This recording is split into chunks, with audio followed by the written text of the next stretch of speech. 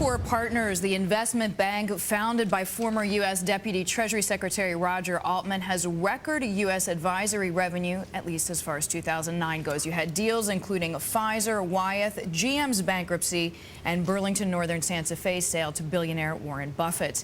The firm brought in former BlackRock co-founder Ralph Schlosstein almost a year ago to help reduce reliance on the advisory business. He joins us now to discuss these efforts. Ralph, we're so glad you came into the studio, to the newsroom, to see us. Thanks very much.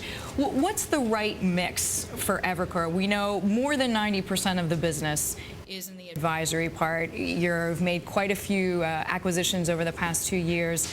What's the ideal mix? Well, I don't think we ever set a target. Clearly, we want to have a more balanced business, balance between our investment banking business, both the advisory, restructuring, and M&A.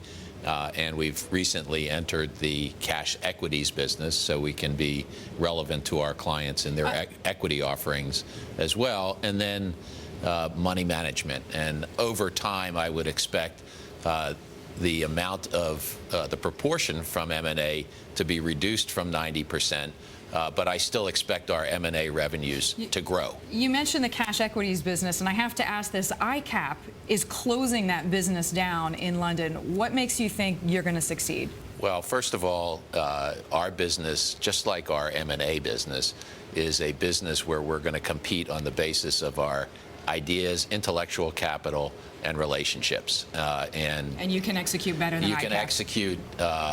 There's a market for paying for equity execution that goes from a quarter or a half a cent a share which is electronic, to 3 or 3.5 cents a share for real value added to the client, and that's more the Evercore way. Ralph, Evercore is a firm that has benefited because of the financial collapse. We've been asking a lot of guests about their reaction to that Lehman Examiner's report. Do you think that's going to hurt all of Wall Street, or actually could it potentially be an opportunity for a firm like Evercore? Well, I think what really harmed Wall Street, during this crisis was excessive leverage, and what we saw in the Lehman report was that at least the quarter-end financials didn't reflect the full leverage in the business. For firms like Evercore, what we have on our balance sheet is essentially cash, and that's at the end of the quarter, in the middle of the quarter, and the beginning of the quarter. So clearly, firms that like ours that are not balance sheet oriented probably are some beneficiary. Were you surprised about any details, just out of curiosity, in that report? Not particularly. I think that the whole idea of balance sheet management has something that has been around Wall Street for decades, quite honestly. In this case, it ruined Lehman.